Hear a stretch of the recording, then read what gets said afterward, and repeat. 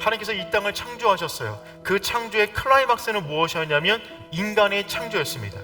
하나님께서 사람을 하나님의 형상을 닮은 자의 모습으로 만드셨어요. 그 완벽한 지구 가운데 가장 완벽하고 안전한 공간 에덴 동산을 만드셔서 그곳에 아담과 하와를 데리고 와서 신혼집을 꾸리게 하셨어요.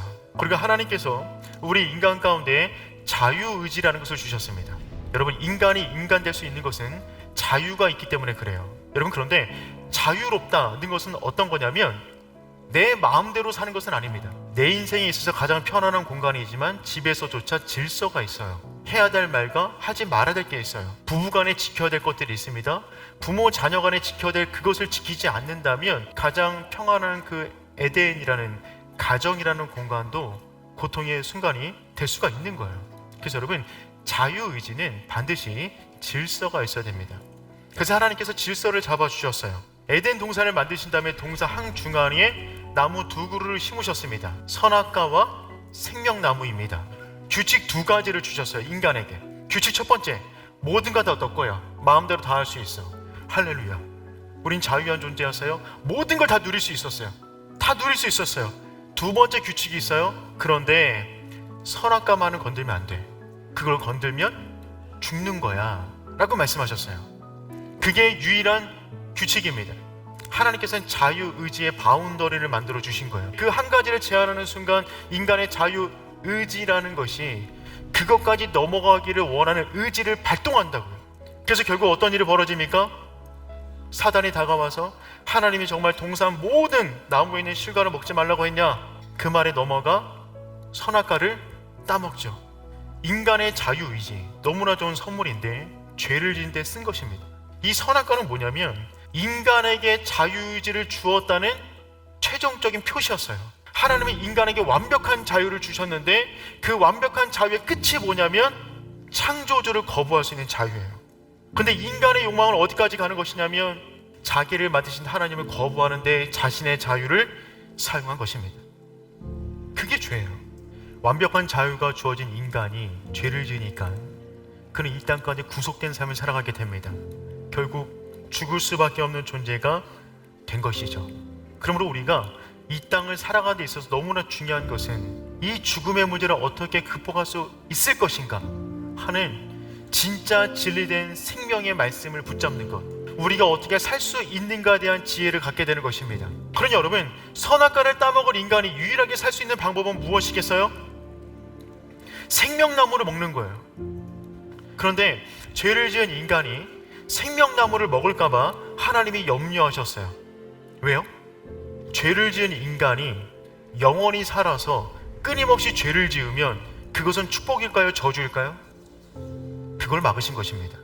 그리고 사람으로 하여금 에덴 동산에서 나가도록 쫓아내셨습니다.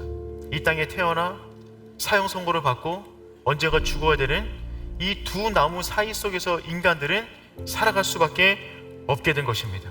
그 생명나무를 먹어야만 우리 인생의 모든 문제를 해결할 수 있는데 그 생명나무를 도대체 어디서 찾을 수 있단 말입니까? 어디도 보이지 않았던 생명나무가 다시 한번 성경의 맨 마지막 장에 등장합니다. 새하늘과 새 땅을 보니까 그곳에 가운데 물줄기가 흘러가고 있고 그 양옆으로 생명나무가 있대요. 근데 그 생명나무의 특징을 뭐라고 말하고 있냐면 달마다 열매를 맺는답니다.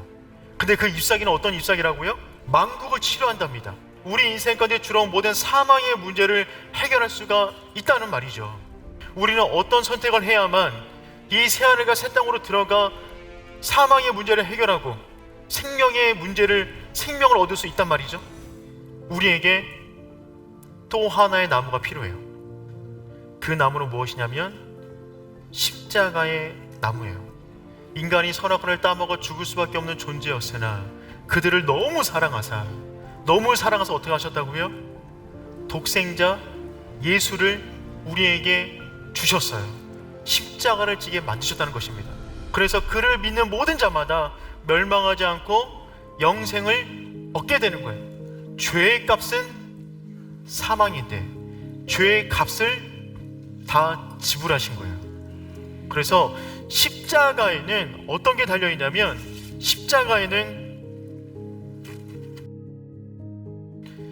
십자가를 품고 있는 모든 영혼마다 한 가지 영수증이 달려 있어요. 지불 완료.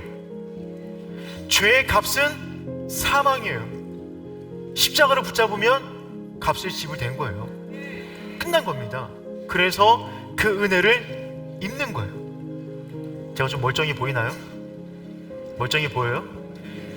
가려져 있어서 그래요. 한꺼풀 벗으면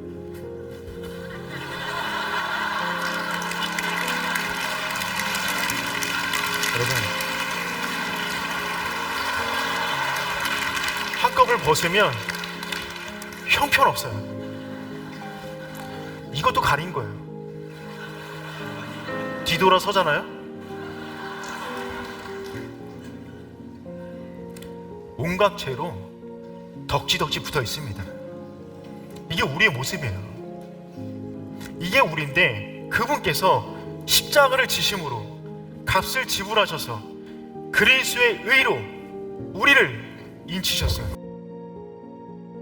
그래서 안 보일 뿐이에요. 그분을 받아들이면, 그분을 옷 입으면 우리는 거룩한 자가 된다고요. 우린 선악과 따먹었어요. 죽을 수밖에 없어요. 그분께서 값을 지불하셨어요. 그때 우리는 새하늘과 새 땅에 들어가 마음껏 먹고 누리며 그 영생 안으로 동참하게 되는 줄 믿습니다.